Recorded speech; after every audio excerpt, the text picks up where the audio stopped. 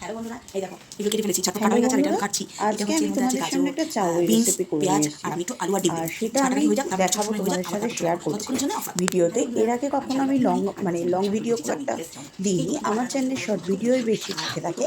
তো তোমাদের সাথে আজকে আমার চাউয়ের ভিডিওটা দেখাচ্ছি, ঘরোয়া প্রসেসে করেছি। দেখো কেমন লাগছে, আর ভালো লাগলে আমার চ্যানেলটাকে অবশ্যই লাইক কমেন্ট অ্যান্ড সাবস্ক্রাইব করো, ঠিক আছে? চলো তাহলে দেখতে থাকি আমার ভিডিওটা, দেখো আর কমেন্ট করো। চলো বন্ধুরা,